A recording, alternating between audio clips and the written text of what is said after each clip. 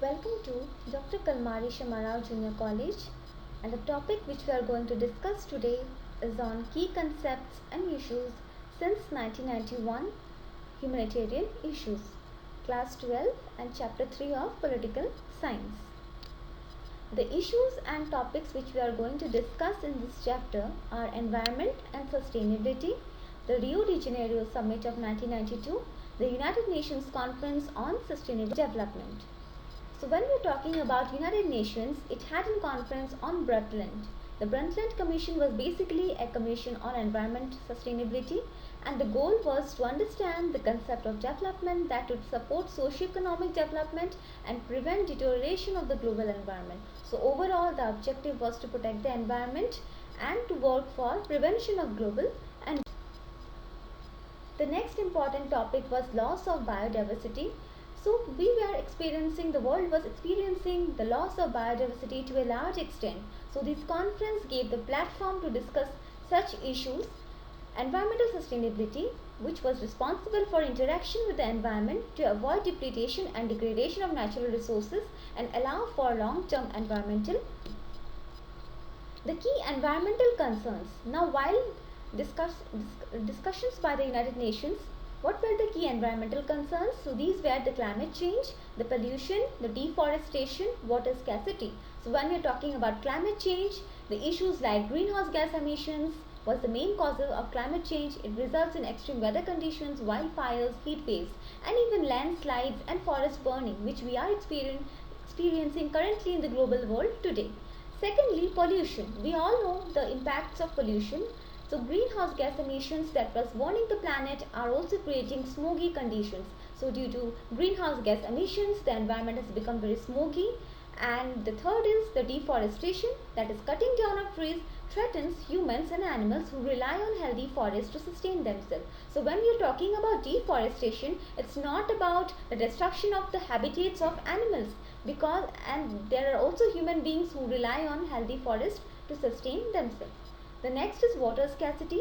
Due to increase in pollution, there has been scarcity in safe and clean drinking water. So we all know that in towns and cities, there is a high scarcity of water due to increase in steps taken by the government. Now we need that special department to take care of these issues. So there were some steps which is taken up by the government. That is, the Ministry of Forest Department and Climate Change is the nodal agency in the administrative structure of the central government. The primary concern of the ministry is implementation of policies and programs related to protection of environment. So basically the Ministry of Forest Department took after the concerns regarding the climate change, the environmental issues, and it worked towards implementation of certain policies and programs which would benefit the environment. The National Green Tribunal Act of 2010, the Water Prevention Pollution Control of 1974, the Environmental Protection of 1986 are some of the important acts passed by the Ministry of Forest Department. The next important topic is poverty and development. So when we are discussing about poverty, certain questions like what is poverty and how is it related to development. So both are correlated terms. So poverty may be defined as a state where there is a lack of food, clothing, shelter, clothing and sanitation. It can be defined as a state where a family is not able to provide with basic amenities of life to one's own family. So poverty is a state where a family is not able to afford to the basic amenities of life, and it emphasizes to both the material and non-material aspect of poverty. Now poverty has two classifications, material and non-material. So when we are talking about material, it means the food, clothing and shelter, sanitation. When we are talking about non-material, it may be about the government values, ideas, availability of common resources, participation, and also education, awareness. These are participation, these are also aspects of non-material aspects of poverty. Why? We cannot say a nation to be rich where there is no education, where there is no participation by citizens. The Millennium Development Goals. In September 2000, the member states of the United Nations came together to the Millennium Declaration. So what was the Millennium Declaration? In the year 2000, the member states of all the United Nations came together and it decided some objectives such as hunger eradication, eradication of poverty, ensuring sustainable development, attaining global partnership for development. So these were to be achieved by 2015. So all the nations came together and they decided that up till 2015 they will fulfill these objectives. The Economic and Social Council. This was an organization which worked for implementation of the Millennium Development Goals. It means the Economic Social Council of the United Nations considers poverty as a denial of choices and opportunities and a violation of human dignity. So this was the definition given by the United Nations, by the Economic and Social Council, that poverty is a situation and where there is a denial of choices and also not having enough to feed and clothe the family. Poverty and development in India. When we are talking about poverty and development in India, we come across three important terms as mentioned here, that is modernization of the economy, self-reliance, socialist pattern of society with equity and social justice. So when we are discussing about modernization, we mean modernizing the economy. The stress was on large-scale industrialization and factory production. That means more growth of industries and more factory production. Self-reliance. This was one of the important aspects, that is making India self-dependent rather than taking aids from foreign countries. India should work itself to make itself self-dependent so that it can export its goods and products to the other countries of the world. Socialist pattern of society with equity and social justice. Now the India adopted the approach of planning for development. India adopted the planning program. We all know that the planning commission prepared the 5-year plans. We also know that what were the objectives. Within 5 years they set up some objectives to achieve goals. The 1960s, so when we are talking about the economy, it is classified. The 1960s period was a reviving for the Indian economy. Why? Because the emergence of Green Revolution. So the Green Revolution in India brought modern methods of technology in the agriculture, and it was a blessing for the farmers. But in the 1980s, India had to face economic crisis because the public welfare program failed to a large extent. So 1980s, again India had to face an economic crisis because the public welfare programs did not work out. And therefore, India was forced to take a loan from the IMF, that is the International Monetary Fund, to overcome the financial problems. India's development strategy. So when we are talking about development, India needs to take some strategy. So let's have a look what were the strategies. So after 1990s, a range of new economic reforms were initiated. So we are all aware of the economic reforms of the 1991, that is liberalization, privatization and globalization.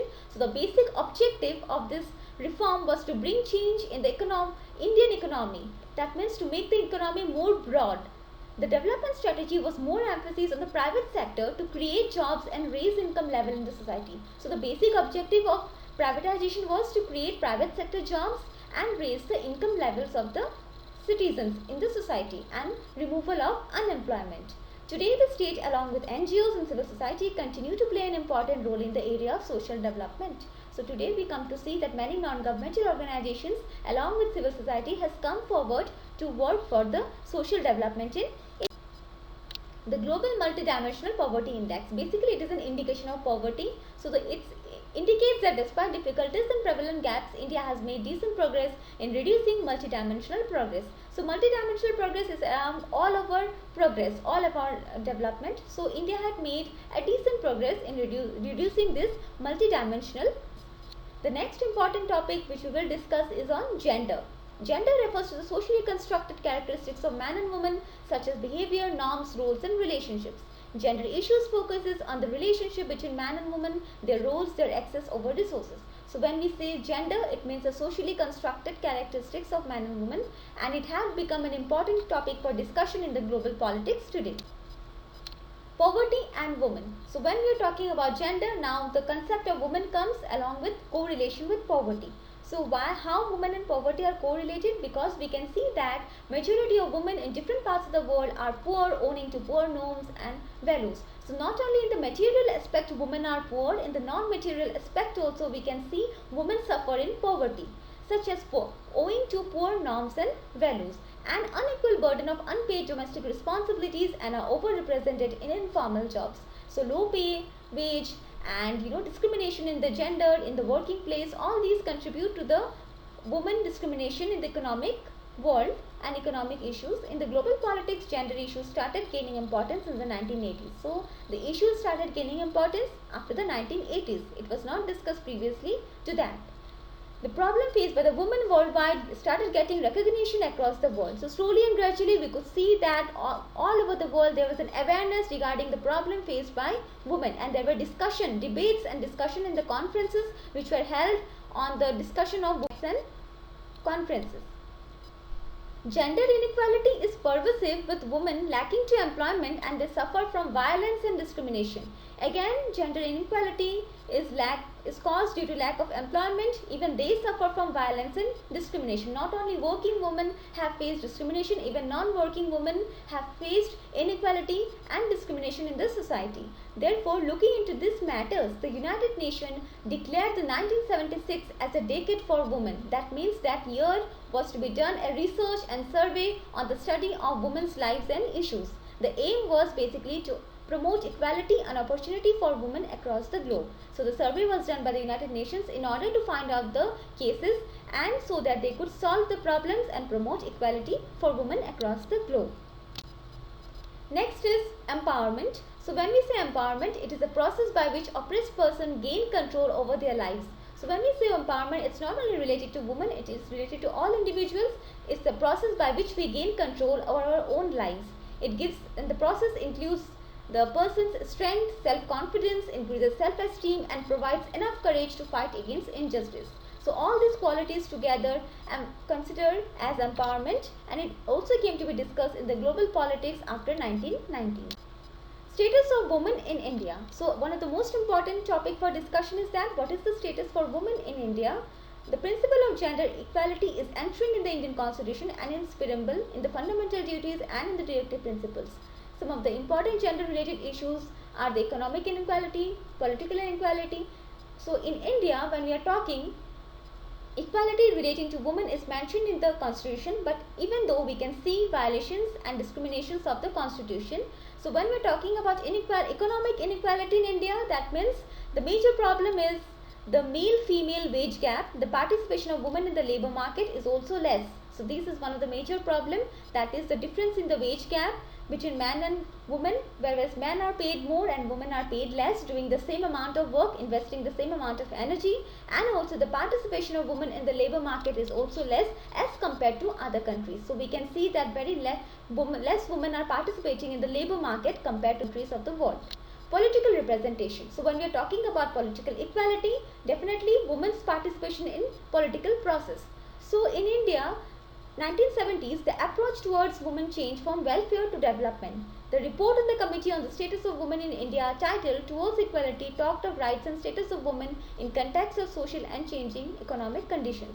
Basically, 1970s was a changing period for political representation in India, and reservations for women started to be formed in the parliament, in the local level government, in the state government, in the central government, and overall making women more participative in the political process.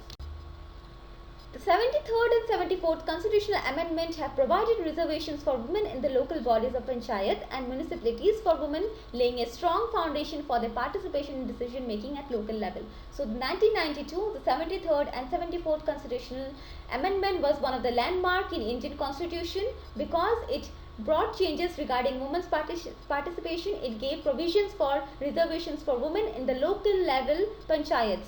So, women started participating in the panchayats, and this participation continued from the local level to the state level. Department of Women and Child Development, an organization which looks after the women and child development. So it was a separate ministry in 2006 under the Ministry of Human Resource Development. So under the aegis of Human Resource Development, it came as a separate ministry in 2006, which worked for empowerment of women as equal partners in development and environment and free from violence and discriminations, and the sexual harassment of women at workplace, and then the Muslim Women Redressal Act. All these issues were taken up by this department. So this department basically came to solve all the problems which the women were facing from a long time, and started working toward women and child development.